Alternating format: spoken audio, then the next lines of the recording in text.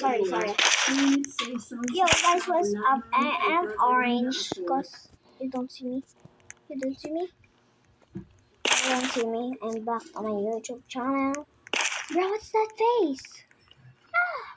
Okay, let's start.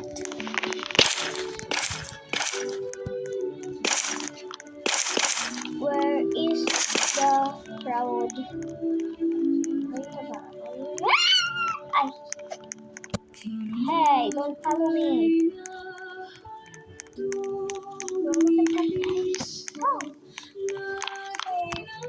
Oh, Ash, following me. So, let's go find now. What is Fa. Let's go.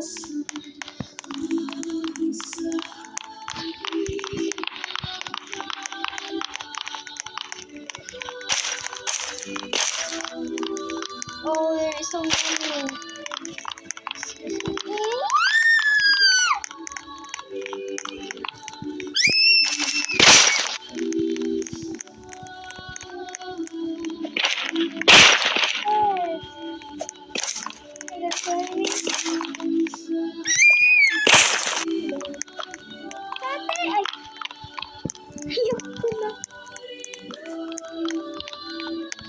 Punta ako dito lang siya. Let's find the crusher.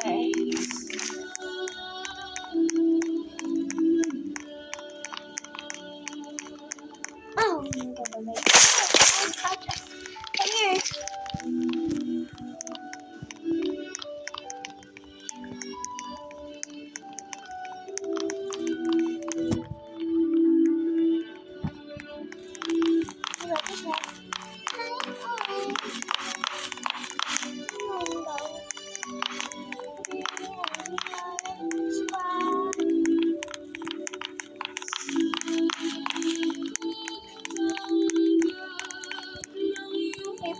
Follow Mega.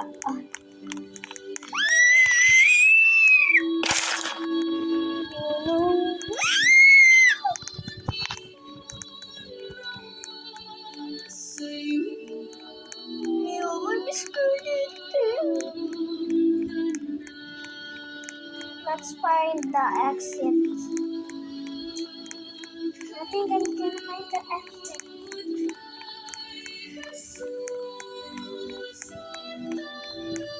Come here. What is on your head?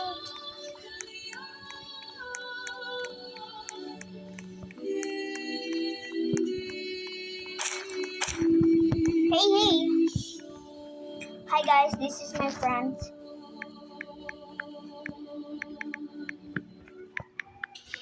Lumuhod po tayo para sa panalangin para sa mga may sakit. Panginoong Yesus, lumalapit po kami sa iyo ngayon upang idulog ang kagalingan ng mga may sakit.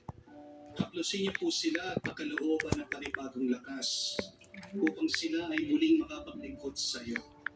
Patawarin niyo po sana sila sa kanilang mga kasalanan at pakalooban din ng kagalingan. This is my friend Eric. Sa katahimikan po ng ating puso, banggitin natin ang pangalan ng ating mga kapatid na may sakit para sa Let's go now. Let's go. Hinihiling namin ito sa aming Panginoon. Amen. Panalangin Lord, I want. Lord, I'm two. Lord, I'm three. Lord, I'm four. Lord, I'm 500 tulungan mo plus. sila bawat sandali ng kanilang buhay habang nasa ibang bansa. Palakasin mo sila kapag pinahihinaan Who are you? sa kalooban.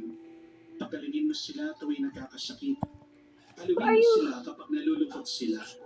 Ilayo mo sila Who sa are you? sama at kapahamakan upang magpatuloy sila lagi sa kanilang buhay. Mapahalagan nawa ng kanilang mga pamilya Lord. ang sakripisyo nila sa ibang bansa Lord. upang huwag masayang kanilang pagpapagal.